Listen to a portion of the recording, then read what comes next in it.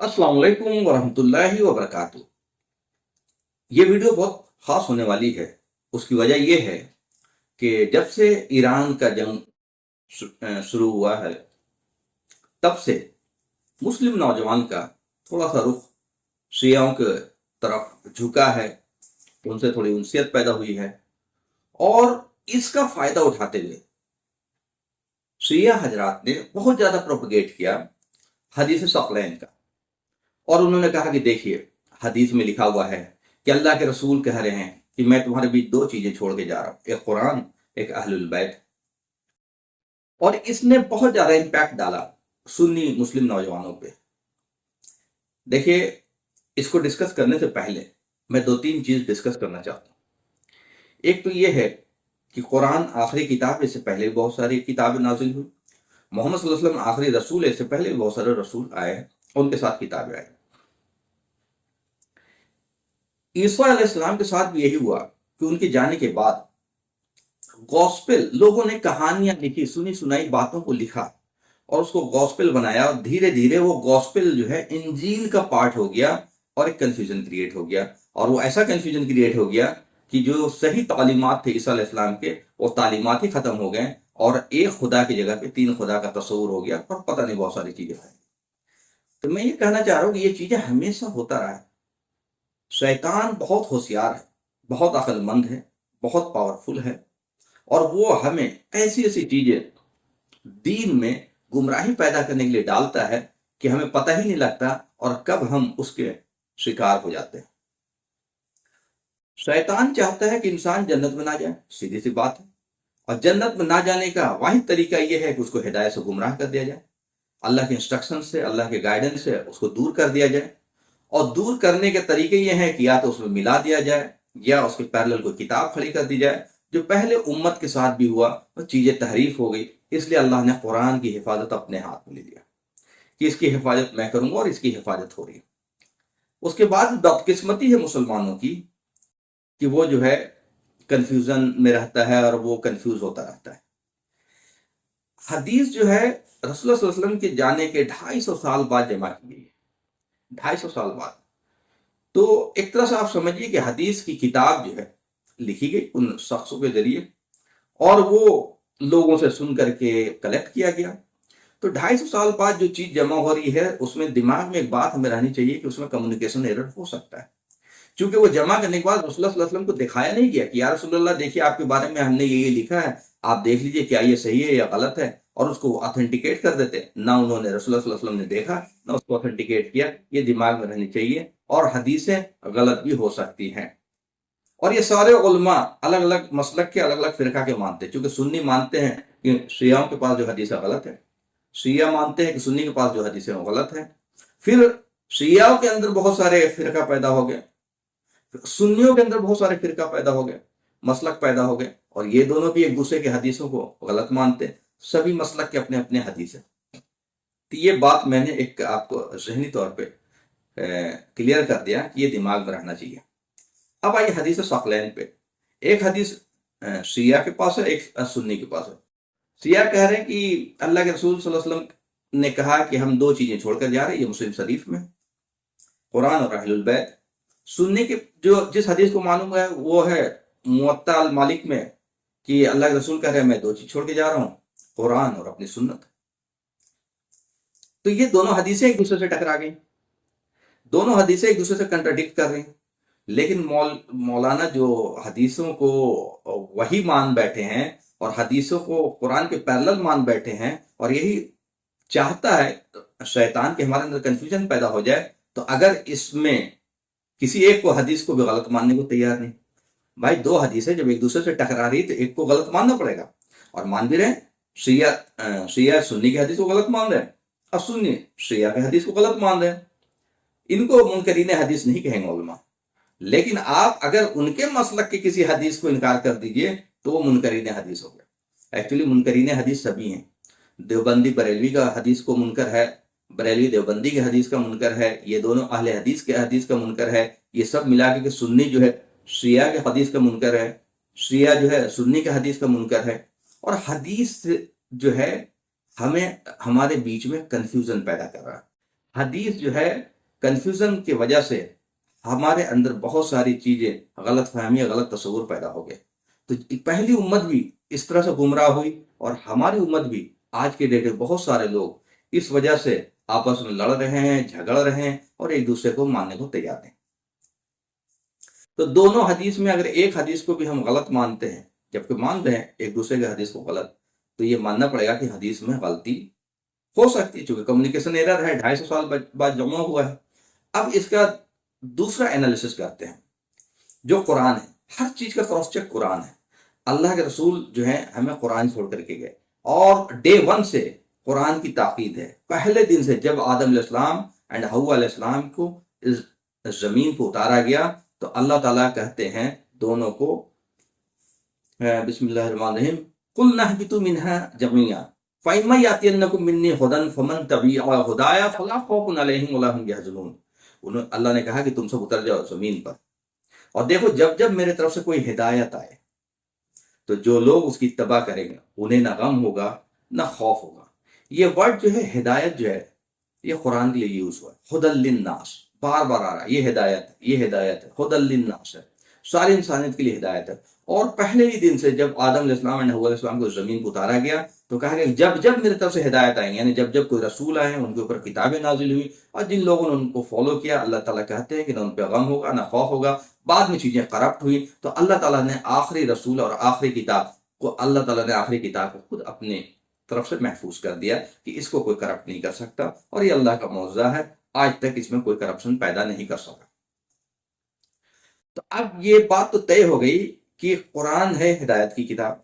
اب ایک دوسری چیز جس میں ہمارے لیے یہ حدیث کو جو ہم چیک کرنے کی بات ہے، تو یہ سورہ فرقان میں ہے 30 نمبر کی آیت، جس میں اللہ کے رسول صلی اللہ علیہ وسلم سے پوچھا جائے گا قیامت کے دن کہ آپ کی امت میں بہت سارے لوگ جہنم میں کیوں جا رہے ہیں. تو وہ جواب دیں گے، وقال بسم اللہ الرحمن الرحیم، وقال رسول یا ربی ان قومی اتخذوا هذا القرآن مہجورا.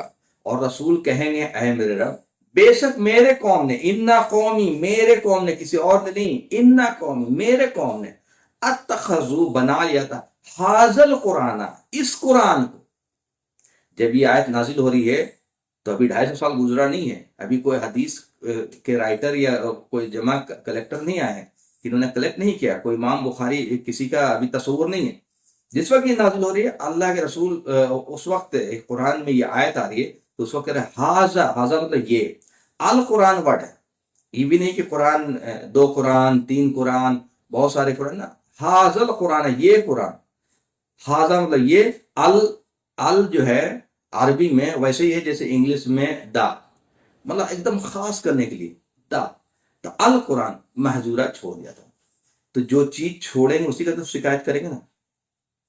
بھائی ایک شخص اپنے گھر والوں کے لیے اگر 2 چیز چھوڑ کر کے آئے اور وہ باہر چلا گیا اور 2 چیز چھوڑ کے آیا، بھائی ان کے لیے بھائی پیسے بھی چھوڑ دیا اور کچھ گھر بھی چھوڑ دیا، تو جب بعد میں آئیں گے اور ان کو پتا چلے گا بھائی میرے بچوں کے ساتھ بڑا برا حال ہو گیا، تو بولیں گے نا بھائی میں تمہارے لیے تو 2 چیز چھوڑ کر گیا تھا، ایک رہنے کے لیے گھر چھوڑ کے گیا تھا اور مال چھوڑ کر گیا تھا. لیکن اگر وہ ایک ہی چھوڑ کر کے جائیں گے تو کہیں گے بھائی میں تو تمہارے لیے ایک ہی گھر چھوڑ کر کے گیا تھا، 2 چیز تو نہیں بول. اللہ کے رسول کہہ رہے ہیں کہ میں نے صرف قرآن چھوڑا تھا. شکایت کر رہے ہیں کہ اللہ انہوں نے قرآن کو چھوڑ دیا تھا. ظاہر سی بات انہوں نے میرے لیے قرآن چھوڑا تھا، اس لیے شکایت کر رہے ہیں کہ اللہ انہوں نے قرآن چھوڑ دیا تھا. تو آج تک دیکھیے فتنہ جو ہے، فتنہ کا مطلب ہوتا ہے آزمائش. یہ نیا نہیں ہے. پہلا فتنہ ہوا شیعہ سنی کا، شیعہ کا بننا ہی ایک فتنہ ہوا. اس کے بعد شیعہ میں کتنے گروہ بن گئے، وہ بھی فتنہ تھا. سنیوں میں کتنے گروہ بن گئے، وہ بھی فتنہ تھا. اور سبھی لوگ اپنے آپ کو جسٹیفائی کر رہے ہیں حدیث سے، قرآن سے یہ جسٹیفائی نہیں کر سکتے.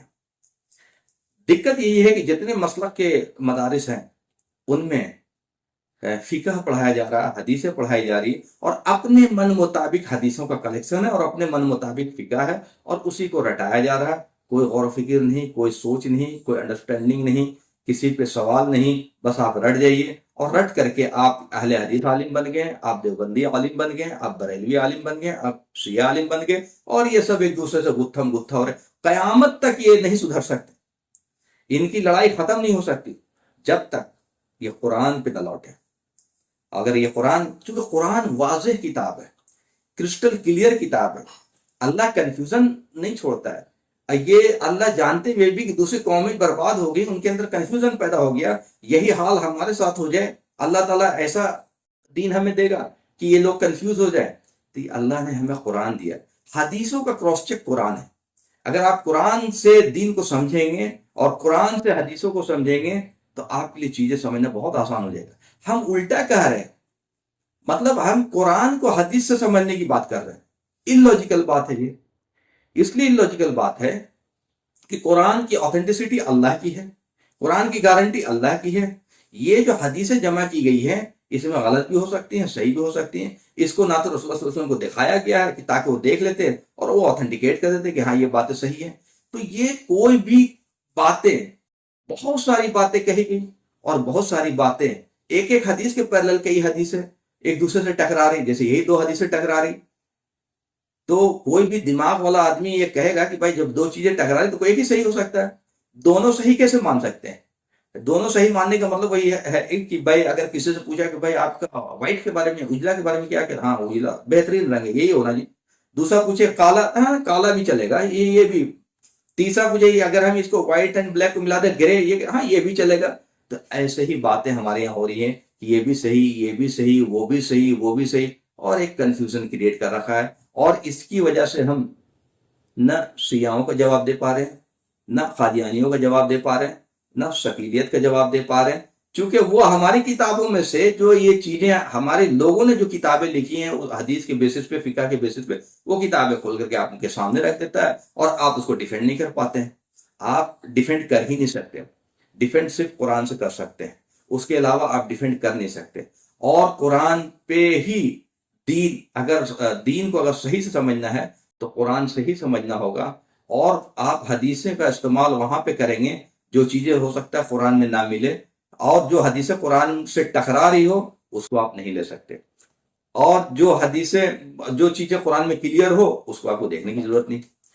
اللہ کے رسول صلی اللہ علیہ وسلم دو چیزیں چھوڑ کر کے گئے، ایک قرآن اور دوسرا عملی طریقہ جو بتا کر کے گئے. وہ فزیکل نہیں ہے، فزیکلی قرآن چھوڑ کے گئے، اور وہ عمل جیسے صلاۃ پڑھنے کو سکھا دیا، روزہ رکھنے کو سکھا دیا، حج کرنے کو سکھا دیا. وہ جنریشن ٹو جنریشن ٹرانسفر ہوتا رہا.